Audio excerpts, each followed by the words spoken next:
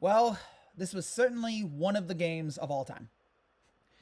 What a wild, wacky, weird, and let's just call it ugly game from both of these teams. But it was really only ugly for us because we lost. It wouldn't be so ugly if we had pulled out the win, but nope.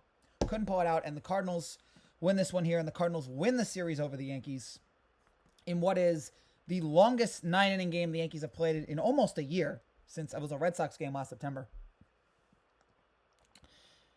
I don't even know how to describe how awful this feels. Like, everything about this day sucked. Let's start with the Yankees have their September call-ups today, and they reinstate Rizzo. They bring back up Marinaccio. They bring up Efros, and they bring up Duke Ellis. Dominguez stays down, even though Dominguez is batting .383 with 3 home runs and a 1.039 OPS in his last 14 games in AAA. And it's only because Brian Cashman and company want Dominguez to not play have so many at-bats so that he can be eligible for Rookie of the Year next year, so then they can get a draft pick if he wins Rookie of the Year. Which is, well, I don't know why they don't just say that. I feel like we could take that better than us trying to be like, then having Boone come out and say, well, we want him to play every game, it's important for him to play, blah, blah, blah, downstairs. It's just, this team's communication is so horrendous. I can't believe this team doesn't have a PR agency. Somebody to tell them, like, their PR is terrible. They're not honest with their fans. It's why their fans don't trust them. The BS reasons they give for not bringing guys up. I mean, Dominguez, I think, will eventually get called up. They're just going to wait a couple weeks. But the fact that they're keeping him down for this cynical reason, and they don't even have the guts to tell us honestly about it, is just frankly disgusting, and it's one of the many reasons why I can't stand this team, despite the fact that I love them. And then, let's talk about this game here today, because this was I can't even begin to describe all the weird things that happened to it. Let's start in the bottom of the first. Soto on first, strike him out, throw him out, double play. Judge doesn't swing on a 3-2 pitch, and then Soto just... I have no idea what the hell he's doing there. He got thrown out by like 80 feet. Just terrible communication there by Soto. Then, weird day for Soto. Top of the second, Donovan flies out, and Soto just can't come up with it. Just terrible defense from him. That leads to an RBI single courtesy of Jordan Walker. Cardinals made it 1-0. That was the only run that was allowed because Rizzo made a great play. And then I think Walker just had a brain cramp on the bases there. Nestor caught him in a rundown. He was trying to steal third. Nestor was just able to get there right away. Bottom of the second, Giancarlo with an absolute blast into right field. That tied the game up at 1. That was his 24th home run of the year. And then we had Jazz MVP of today. He was just making so many quick plays. You have the Cardinals not paying attention, and Jazz steals third. Cardinals try to throw it to third. Can't come up with it. Then he's able to go home. So 2 runs there for the Yankees. Yankees take a 2-1 lead. We're feeling pretty good at that point. Next inning, it's absolutely pouring in the Bronx, and they're just like, no, keep playing. So that's annoying. Top of the fourth also was just annoying in so many other ways. You have Volpe can't come up with a grounder to Walker. So now there's runners on second and first. And then you have Wynn fly one out to left. And Verdugo, who, that's the guy Yankees want over Dominguez, is Alex freaking Verdugo, who I can't think of the last good thing he's done. He can't come up with the ball. 2 runs scored. It's 3-2. Great job, Alex. Great job. And great job, Yankees, for being like, yeah, no. We don't want to see enough of Dominguez now. No, Verdugo. This guy who can't hit and can't pitch or can't field. Bring that guy up. I know Verdugo's had his moments this year, but he's batting 9th. How good could he be? He's batting 9th. Should tell you everything you need to know. And then a 2-run home run immediately after that by Luken Baker, his second of the year. That made it 5-2. Nestor was out after that. 4 innings, 9 hits, 5 earned runs, 1 walk, 2 strikeouts. We were feeling better about Nestor, and then he just comes in and just... They want to be us, right, Nestor? Everyone wants to be us? Yeah. He's been throwing well as of late, but this was just a rough one. And the defense didn't help him out today either. And then also you had Scott Efros. First MLB appearance in 2 years, and he allows a 2-run homer. And it's 7-2 now, Cardinals. And at this point, it didn't look good for the Yankees. It looked like it was going to be just another crap game. But then this team actually did something they don't do a lot of, which is fight. Bottom of the 5th inning, you had Jazz single. Then you had Rizzo with a double into left. Jazz is flying. He scores. That made it 7-3. We had another weird Cardinals era where Volpe grounds one to first and the first baseman just can't come up with it. Runners on second and first. Then runners on third and first. And then Verdugo makes the big play. So I guess I can't complain too much about Verdugo can't hit because he hits the RBI single in this game. That made it 7-4. All right. There we go. Then you had Glaber with a knock. That made it 7-5. You had 2 runners on and nobody out for Soto.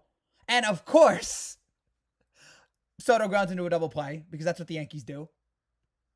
They intentionally walk Aaron Judge, 18th of the year, and then Austin Wells grounds out. So 3 runs, could have been more, but, just wasn't meant to be. Then in the bottom of the 6th, runner on first, you had a runner steal second there. I forget who it was already. But Rizzo, it was Jazz. Or excuse me, it was Stanton. No, it was Jazz. So Jazz gets the first. Jazz steals second. The catcher hits the pitcher, throwing it back to second. And then you have Volpe there with 2 runners on. He grounds it to the shortstop. Shortstop can't come up with the play. There should be like 12 errors in this game. It's a disgrace. 1 run scored. It's 7-6. Then with the bases loaded, because Verdugo singled, bases loaded, and Glaber hits one out to center. I don't know how Victor Scott came up with that, but he did. 1 run scores at 7-7. Should have been 8-7, but great catch by him there. That had a 5% catch probability. And then in the top of the 7th, I don't even know how to describe this. Bases loaded because you had Herrera single, or you had Arenado walk, Herrera single, then Jordan Walker single. Bases loaded. Lars Nootbaar hits one into right. And Juan Soto just cannot come up with it again. Really rough day for Soto. Oof. This is the kind of day where I'm like, you know what? We don't need him. Of course, I'm being ridiculous. Of course, we need him for next year. But this was just a frustrating day for him. So many bad plays from him. He clears the bases. Nootbaar with a double, Soto can't come up with. Then the next batter, Scott, hits one in the exact same spot. Soto again can't come up with it, although that one was a little bit more difficult. That made it 11-7. And then you had Wynn, ground one, or bunt one to Bickford. Bickford just throws it away. Another run scores. It's 12-7. And while we're talking, the Cardinals have scored 2 more runs because Lars Nootbaar hit another home run, or his first home run of the game. Marinaccio served it up. Welcome back, Ron. 14-7 Cardinals in a game that has already taken, my gosh, 3 hours and 17 minutes. Just a horrendous game. And the Yankees, in this weak part of the schedule, this is the schedule: White Sox, Tigers, Guardians, Rockies, Nationals, Cardinals. And only really the Guardians were a team that we worried about there. And since August 12th, the Yankees have gone 9-9. With that easy schedule, Yankees are 9-9. And today, inexplicably, was one of the days that the Orioles actually decided to play well because they're up 7-1 right now on the Rockies. So by the time this game ends, by the time today ends, most likely the Yankees will be a half game up on Baltimore. They're just giving away games here. This should have been a series we should have played better in, obviously. But there's so many concerns right now. The fact we're not bringing up Marinaccio. The fact that there were so many errors today. The fact that we finally come back and yet the bullpen blows it. Mike Francesa tweeted, good job by the Yankee bullpen. The fact the bullpen was so awful today. Nestor didn't have it. Just so many concerns, so many problems. All the worst stuff about the Yankees showing out today in full force. Terrible game. And we've now, even though the Orioles, we've tried to give it to the Orioles have not wanted to take it. Today they actually took it. And so it looks like, unless the Rockies somehow come back and make this whole video obsolete, it looks like it's going to be a half game up, New York and Baltimore, as we're just a month away, as we are 25 games away. God damn, this is frustrating. This is annoying. This is difficult. Why is this team so hard to watch? Why can't this team make it easier for me? This team absolutely effing sucks. I hate to watch them. They don't suck, but I do hate to watch them. That's a fact. I wish I could root for a team that was easier to root for. That didn't do stupid things in the front office. Or, could be consistent all year. How hard is that? Different guys, thank you so much for watching. If you're new to the channel, make sure to go down below. I'll be back tomorrow. Do we have a game? I hope not. Maybe we have Yankee Rangers tomorrow. Oh, why do I got to work on Labor Day? This is barely work. But why do I have to watch anything on Labor Day? Do I have to watch this team?